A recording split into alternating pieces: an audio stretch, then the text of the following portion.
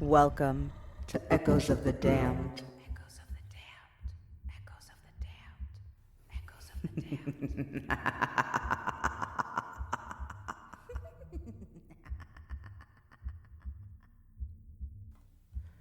damned. Welcome, dark souls, to another spine-chilling episode of Echoes of the Damned. Tonight, we travel to a place steeped in darkness, a place where the walls themselves seem to whisper of ancient horrors.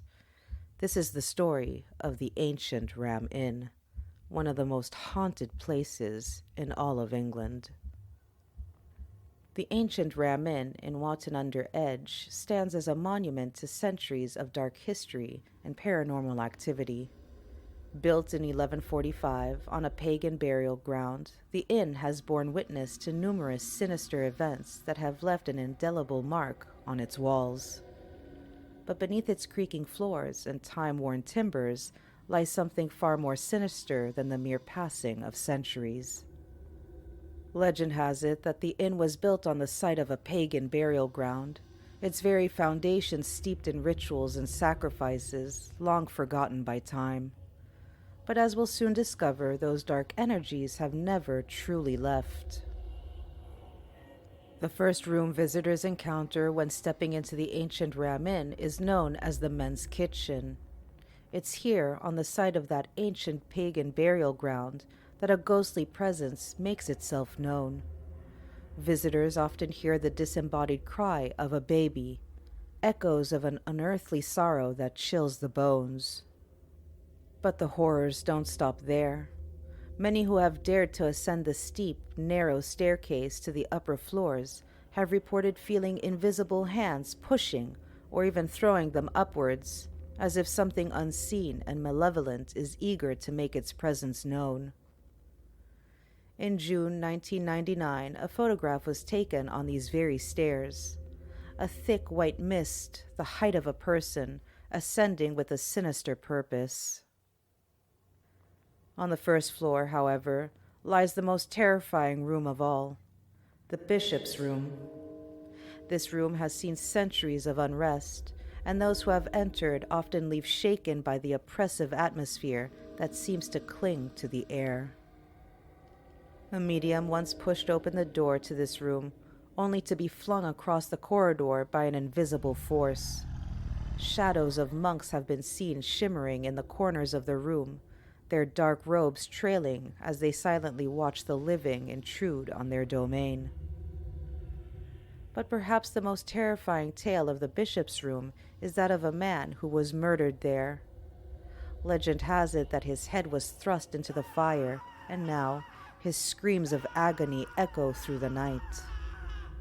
For those brave enough to stay the night, the room has another horror in store. The ancient Ram Inn is infamous for encounters with entities far darker than mere ghosts. Visitors report being visited by an incubus or a succubus, male and female demons respectively, known to feed on the energy of the living through sexual encounters. An incubus, a male demon, believed to lie upon sleeping women, draining their life force with each terrifying encounter. Its female counterpart, the succubus, preys on men, seducing them, often in the guise of dreams, only to leave them paralyzed with fear. Many who have stayed at the inn report waking in the dead of night, unable to move, pinned down by an unseen force. The weight of something oppressive presses on their chest, leaving them breathless, their bodies marked by scratches and bruises come morning. The lingering terror, they say, is impossible to shake, an encounter both physical and spiritual. John Humphreys, the man who bought the inn in 1968, made this his sleeping quarters. But even he could not escape the unholy attentions of these malevolent entities. Humphreys spent over 50 years fighting to preserve the inn, but the spirits that resided here seemed determined to fight back. Above the bishop's room, in the dark, cramped attic, the shadows hold even more sorrow. It is said that an innkeeper's daughter was murdered here in the early 1500s. Her body left to rot in the roof space. To this day, those who venture into the attic speak of an overwhelming sense of despair. People staying in the room below often hear the sound of something heavy being dragged across the attic floor. Perhaps the restless spirit of that poor girl, still trying to escape the cruel fate that befell her. But that's not all. There are other spirits that wander these halls. A phantom cavalier has been seen striding across the room, disappearing into the walls. A shepherd and his loyal dog have been spotted near the door, their figures fading into the shadows as if they never truly existed. And then there is the witch's room. In the 1500s, a woman fled here, seeking refuge from the witch hunters who pursued her. But she was captured and soon after burned at the stake. Her vengeful spirit is said to haunt the very room where she hid, her cold presence filling the air. The ancient Ramin holds countless stories of terror. John Humphreys himself claimed to have found evidence of ritual sacrifices and devil worship on the grounds. And the most horrifying discovery of all, the skeletal remains of children believed to have been stabbed with daggers during ancient pagan rituals. And then there's the Mayflower Barn, dating back to the 18th century.